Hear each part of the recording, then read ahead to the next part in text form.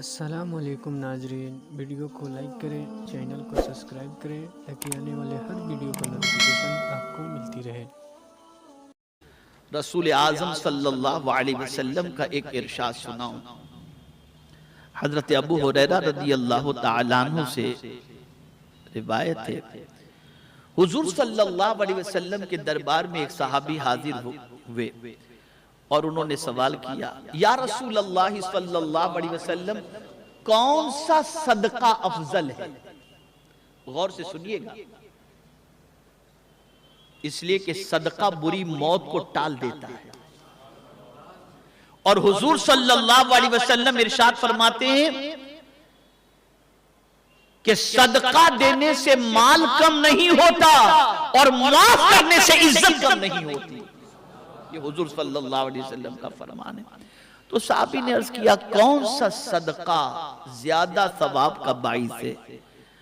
आकाई करीम सल्लल्लाहु अलैहि वसल्लम ने फरमाया, वो सदका जो इस हाल में किया जाए कि सदका करने वाला तंदुरुस्त हो, बखील न हो,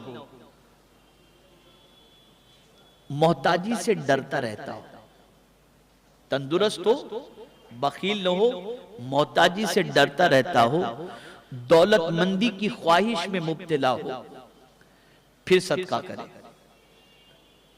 फिर सदका करे। वो सदका हुजूर सल्लल्लाहु अलैहि वसल्लम फरमाते हैं कि मेरे प्यारे आका सल्लल्लाहु अलैहि वसल्लम के प्यारे दीवानों की वो सदका अफजल है। अब आप देखिए, उसको माल की बड़ी ख्वाहिश पड़ी हुई है, माल की बड़ी तमन्ना है उसके दिल के अंदर, माल माल माल, बखील भी नहीं, तंदुरुस्त भी है, लेकिन अब वो सदका कर रहा है, माल की ख्वाहिश के बावजूद अल्लाह के नाम पे लुटा रहा है, वो सदका अफजल है। और आगे आकाए करीम सल्लल्लाहु ताला अलैहि वसल्लम ने इरशाद फरमाया कि सदका करने में सुस्ती न करो, कहीं तुम्हारा वो वक्त न आ जाए कि सांस हलक में अटकी हुई हो और तुम वसीयत कर रहे हो, मेरी दौलत से इतना फलां को, इतना फलां को दे देना। इस हाल में सदके का कोई फायदा नहीं, माल तो खुद ब खुद फलां इब्ने फलां का हो ही जाएगा। यानी आपके पास दौलत है और हलक के अंदर सांस अटकी हुई है, तो अब आप कहेंगे यार मेरे नाम पर इतना सदका कर दो, मेरे नाम पे इतना सदका कर दो, तो अब तो आप मरने वाले ही हो। आप सदका इस वक्त कर रहे हो इसलिए कि अब तो माल दूसरों का हो ही जाएगा, आपका तो कुछ नहीं। इससे पहले कि आपके हलक में सांस अटक जाए, अल्लाह के नाम पर सदका कर दिया करो।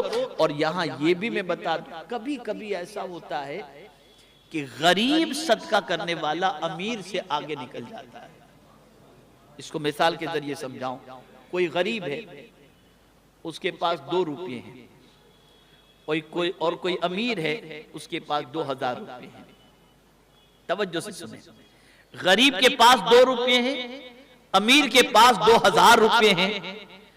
अब गरीब ने 2 में से 1 रुपया अल्लाह के नाम पे दे दिया और अमीर ने 2000 में से 200 रुपया गरीब के अल्लाह के नाम पर दिया। आप बोलेंगे उसने 1 रुपया दिया, इसने 200 रुपया। नहीं, आप ये देखो कि उसके पास जो 100% था उसमें से 50% दे दिया उसने।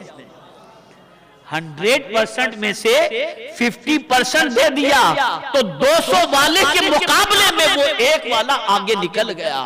और अक्सर ऐसा होता है, और यही वजह है कि मालदार से गरीब जन्नत में पहले चला जाएगा। और कितना पहले? 500 साल पहले, 500 साल पहले। अब मैं यहां आपको समझाता हूं, रसूल आजम सल्लल्लाहु अलैहि वसल्लम ने अल्लाह के नाम पे तलब फरमाया,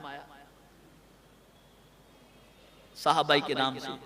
फारूक आजम के पास जितना माल था उसका आधा लेकर के आए, और उन्होंने दिल में सोचा कि आज अबू बकर से आगे निकल जाऊंगा, कि इसलिए कि अबू बकर के पास तो इतना माल है ही नहीं, और मैं आधा ला करके भी अबू बकर से आगे निकल जाऊंगा।